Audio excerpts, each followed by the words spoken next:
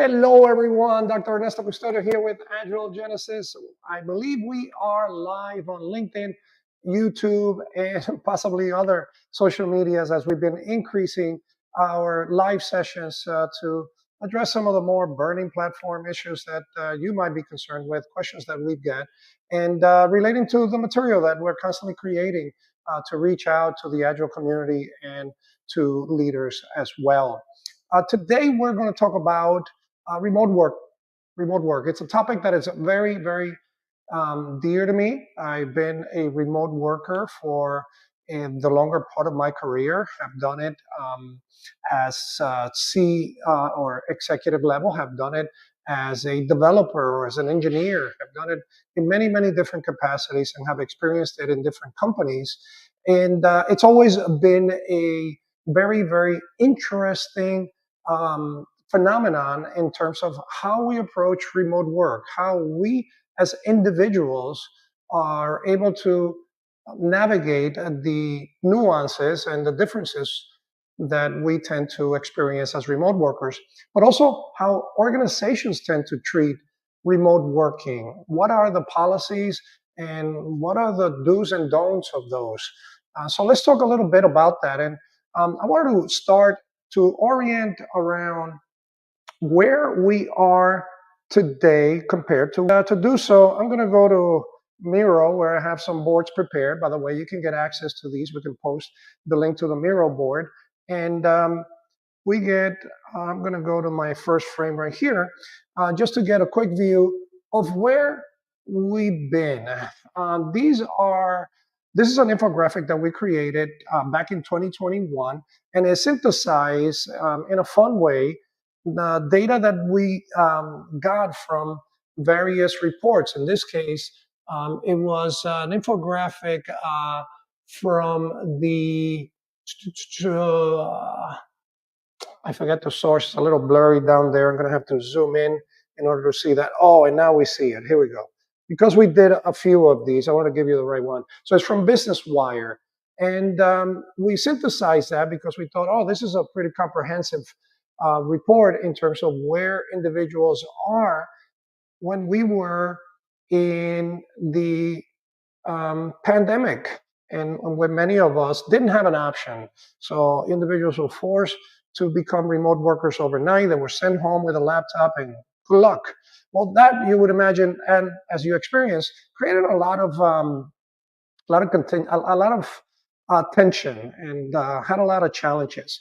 And here are quite a few numbers, but a few of them are now interesting to reflect on. So, for example, you see that when it came to the 45% here wanted to return to work once they were able to, right? So a large number wanted to return to work.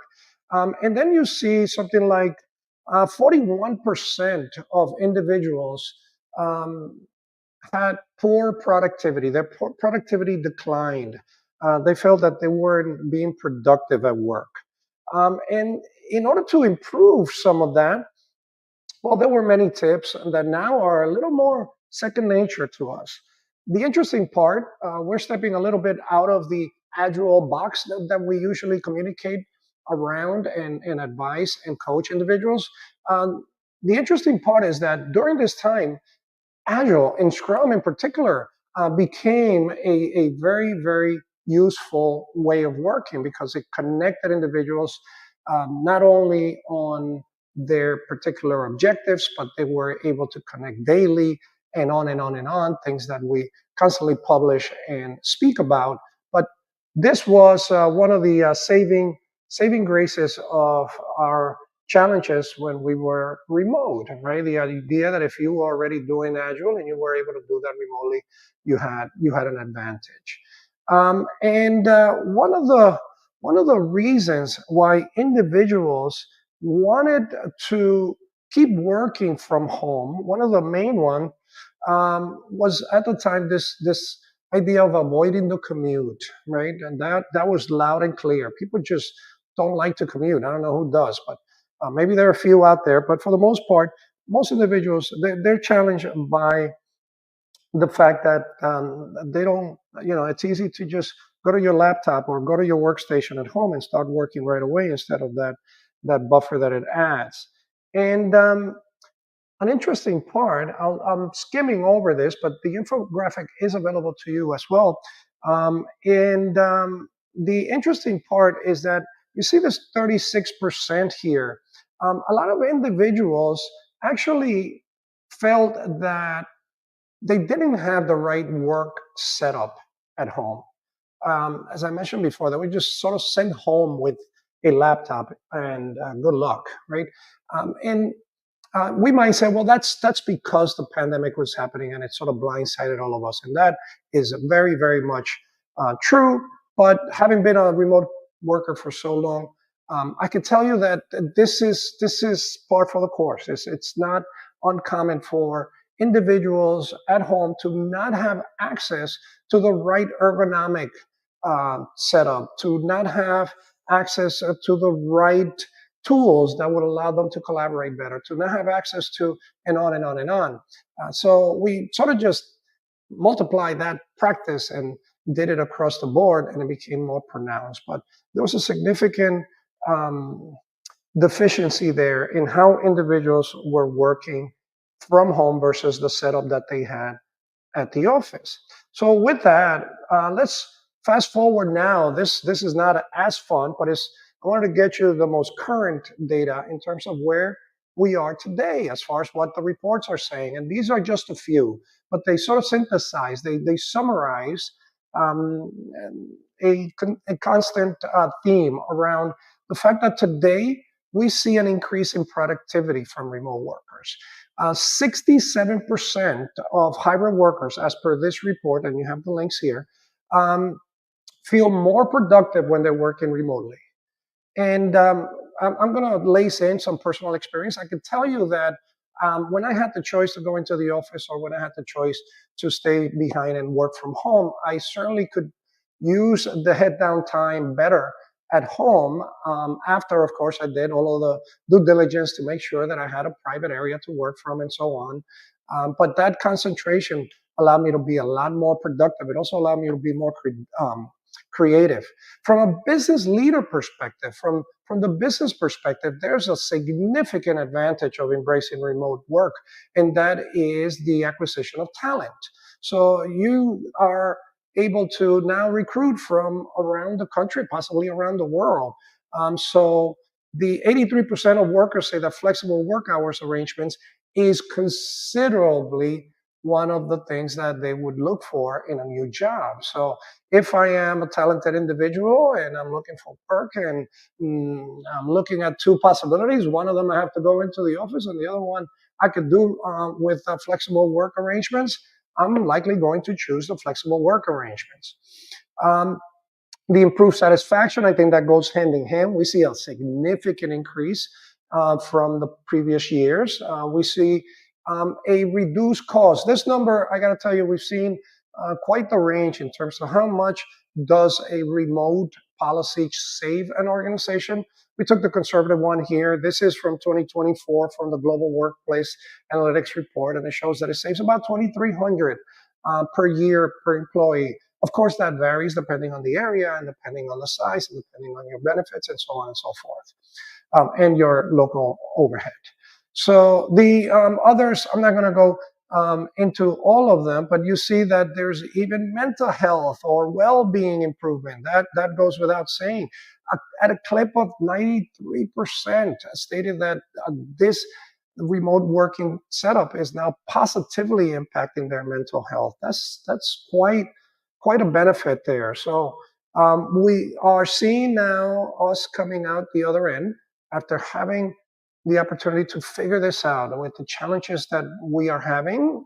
I'm speaking in present time because we're still trying to figure this out.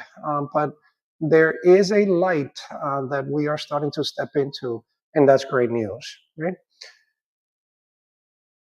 now, let's talk about some of the downsides of the things that we are actually trying to overcome. And one of them is proximity bias. Proximity bias. The definition of proximity bias, it's a tendency for leaders to give preferential treatment to those individuals that are in the office. Some of it happens inadvertently, some of it happens very consciously, but it is real. It is real. Proximity bias is something that I experienced many, many times as remote worker. As a remote worker, in fact, it's cooked into being a remote work employee. It's almost expected. I knew I was not going to have the same benefits as a person in the office when I was remote, when I was miles away, when I was in another state. And that's just simply not right. We learn to accept it and we learn to live with it, and we think that's how things are and should be. But really, think about it. Why do we have proximity bias? Or if you want to look at it even more negatively, why does remote discrimination exist, right? And it could significantly impact a person's life and a person's career. Here's a very, very impactful statistic.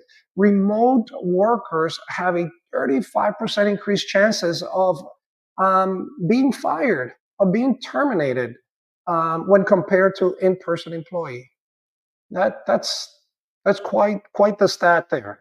And 71% of managers in this particular survey admitted to giving preferential treatment to in-person workers. You just have that tendency to do that. So proximity bias is something that we need to be very aware of and approach it from a perspective of change. We need to change this.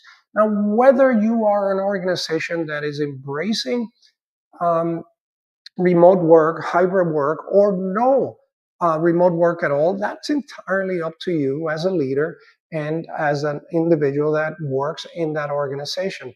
But if you are embracing or if you are supporting remote work, you must be aware of proximity bias, because in that case, you are putting forward a benefit that is really a detriment, that is a challenge to the individuals involved.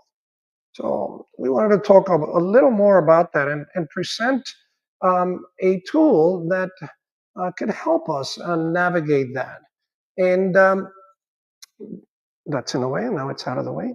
The primary approach that we need to take if we are a company that is embracing remote work is the idea of a remote first policy. It's not just a policy, it's an actual philosophy, it's a mindset, it's how we think about workers.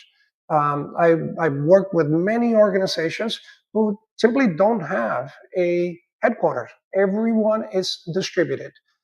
There might be jobs that individuals need to do where, hey, if you're turning a knob or if you need to physically be there to inspect something, well, those are jobs that require the attendance of the individual. But if you're a knowledge worker, if you're behind a keyboard, or if you're performing some marketing task and other things, you could very well do those remotely. So organizations have taken the approach of looking at the role and embracing remote work for roles where it makes sense. And where those roles make sense, it's important that the individual has the default option to be a remote worker.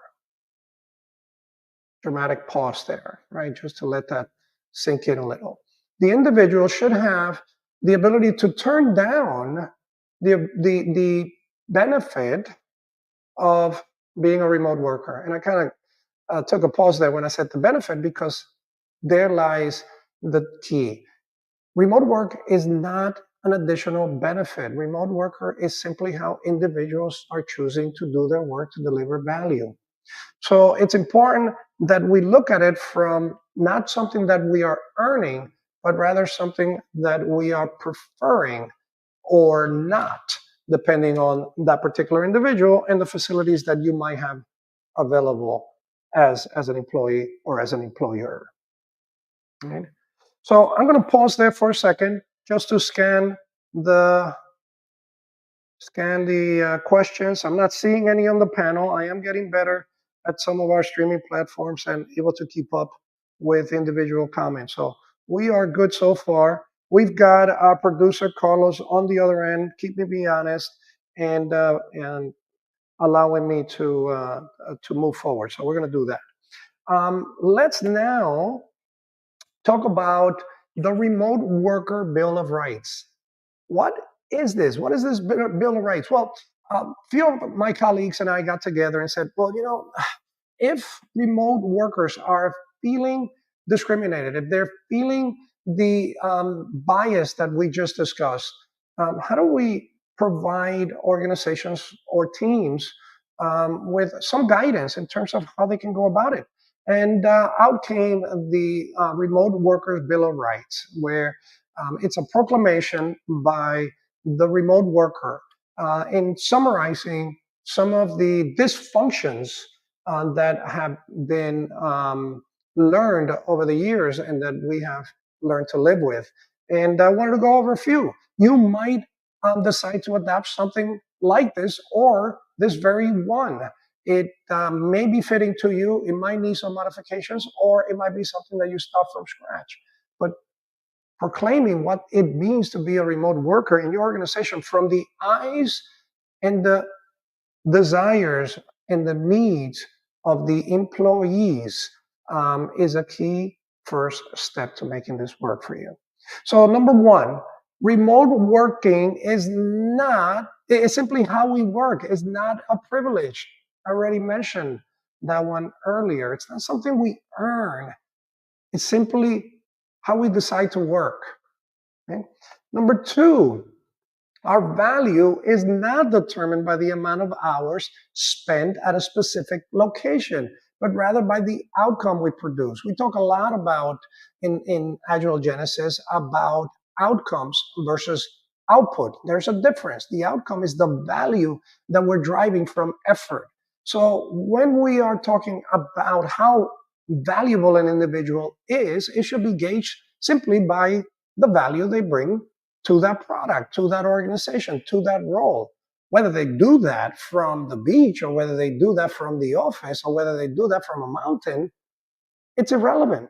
As long as it doesn't get in the way of how they perform their work, the individual should have the right to choose where they do that from if you are supporting a remote work environment.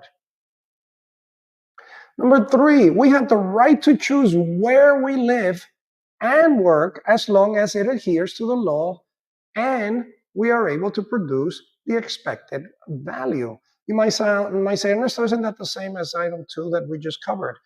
This is slightly different. This is about the idea that, hey, look, Utah is a beautiful state.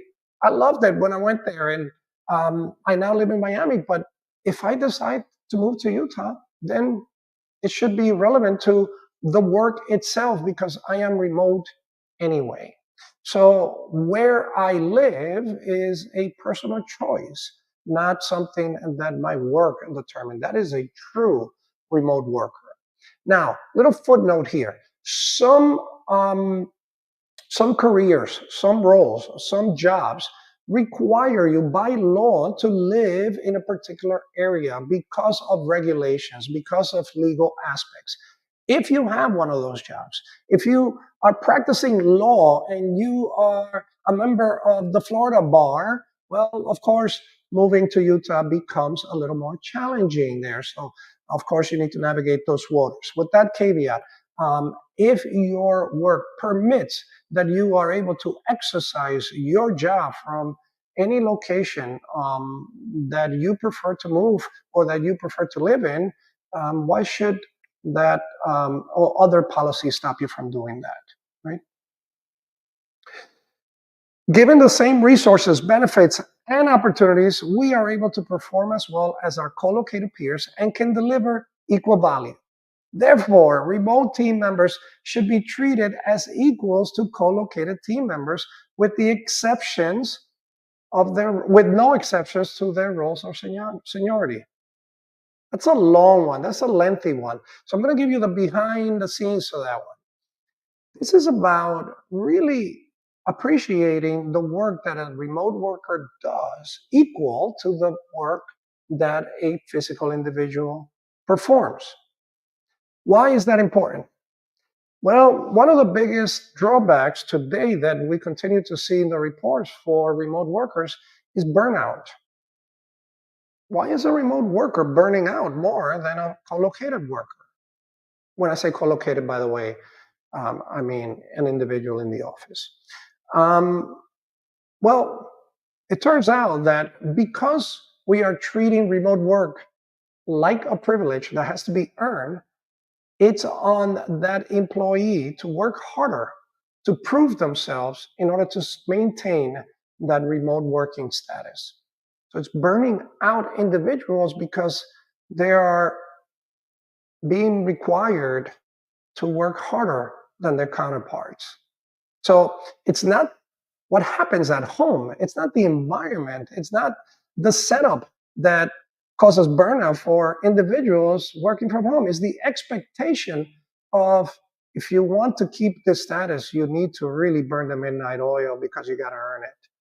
And that's just wrong, right? Especially if we're not holding everyone accountable in the same way, right?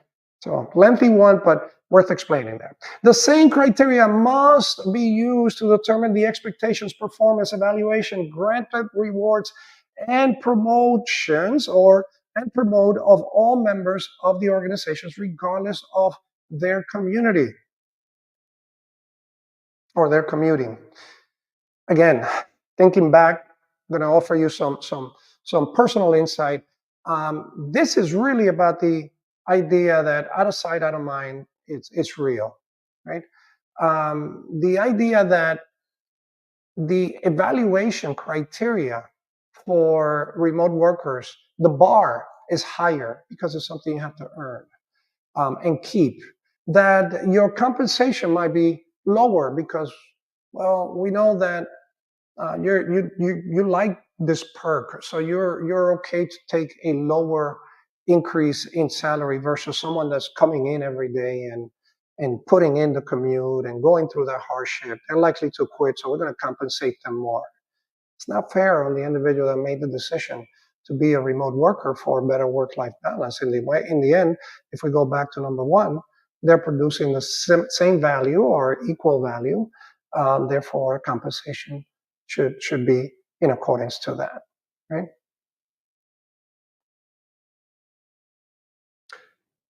Number six, our preferred work hours must be considered so that we may have a work and personal life balance.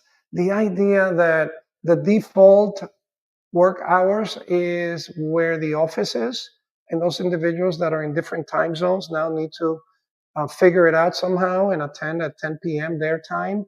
That we really consider the remote distribution of our individual employees and come up with time slots, perhaps for our events or our meetings that are friendly to everyone, right? Just because I have put my feet in the office doesn't necessarily make that the default work time when we're going to meet. If that for me is on the East Coast at 9 a.m., and now you are in West Coast California time, you need to wake up at 5 a.m. in order to make a 6 a.m. That gets in the way of your work-life balance, right?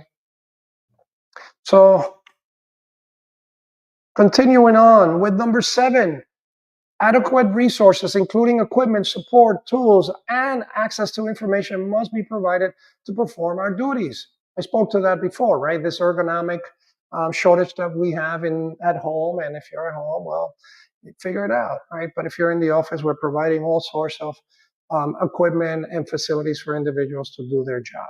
So we need to look at what is the right setup, what are the needs of our remote workers in order to give them the ability to perform as well as the co-located individuals.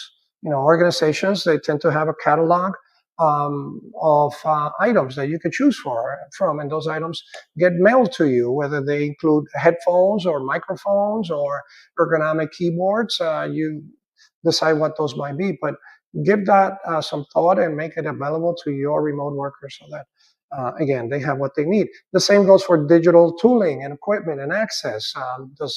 VPN give you a slow connectivity into the office versus having a cloud implemented tool that allows everybody to access it at a faster pace, right? Number 8, all compensations, rewards, and opportunity must be equally awarded to co-located and remote workers. That one I do admit it's a little bit repeated with number 6 before, because it does mention compensation and mentions rewards. But the key there is opportunity. I worked for a large organization where I wanted to move up and consider my next career move. And the very first question was, where are you willing to move? Already setting the expectations that remote workers simply don't get those executive positions. That if you wanted to move up, you needed to be physical.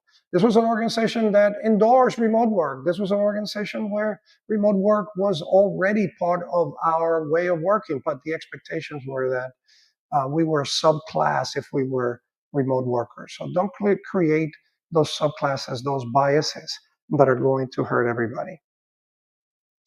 The time and productivity gained from the flexibility of how we work is not to be used to demand more work from us. If I am saving an hour, if I am saving 2 hours of commute time, let me put that time back into my work-life balance so that I can use it to be more creative, more rested. It is not that Ernesto is now going to work an extra 2 hours, so now I'm working 10 hours as opposed to 8 hours. That time goes back for recharging. That time goes back for individuals to use it at their discretion. Okay? And last but not least, the same decision-making rights should be awarded to our on-site peers. The same decision-making rights awarded to our on-site peers must be awarded to us. In this case, us is remote workers. This one is about trust. This one is about the idea that individuals who are remote should be trusted to do their work and to be as autonomous as individuals who are in the office. There's no hierarchy here by where we choose to live. Now, you might have some seniorities on experience. You might have some aspects relating to titling and how that allows you to have some particular decision-making power, but equal individuals in their roles should have equal decision-making rights, regardless of where they're working from. Right?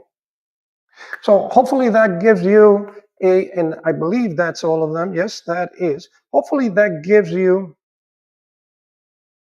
a good idea or something to start with where you can actually begin to use this with your coworkers, with your leaders or leaders. You might use this in your organization as a way to start the conversation. What are the policies? What are the mindset aspects that we want to reinforce?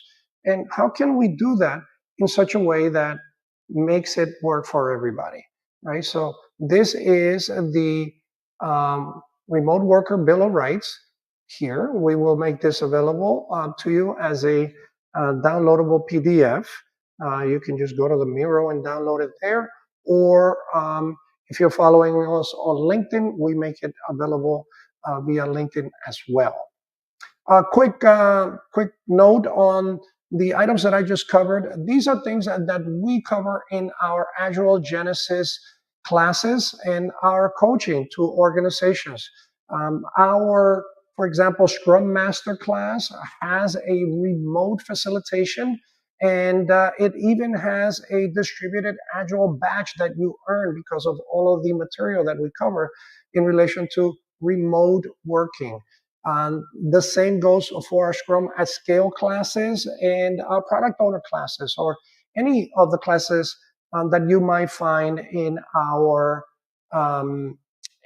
class schedule. Some of the icons didn't load. I think that was just me stopping the bandwidth short. But go to agilegenesis.com, check out our classes. We also have private engagements. If you are struggling with the coordinating of multiple teams, of scaling Agile or scaling your teams, or even getting them to work effectively in a remote setting, we are here to help. I hope this was valuable, and please feel free to reach out and stay in touch. I'm going to scan here for any additional questions and want to make sure that I'm looking at the right.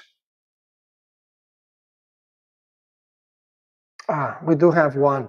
Okay. What does equality look like in a remote team for you? Is the question that someone asked. And that's a very good question. Thank you for asking that. Um, so, equality in a remote team is about access to opportunity, access to resources, access to support, regardless of your physical location. Um, it's about being valued for your contribution and not judging you based on your choice of residence or how many times you make it into the office or not. It's really about, is that individual producing value? Is that a valuable member of our team, regardless of where they are, right? So that putting that against the lens of someone who is in the office 5 days a week, it's irrelevant, right? So that to me is what I would expect from an organization that has reached the levels of remote equality. Yeah? Okay. And I'm getting a signal here. We are 2 minutes over. So I am going to stop here. And again, we'll remain active throughout. I hope you enjoy this session. Thank you.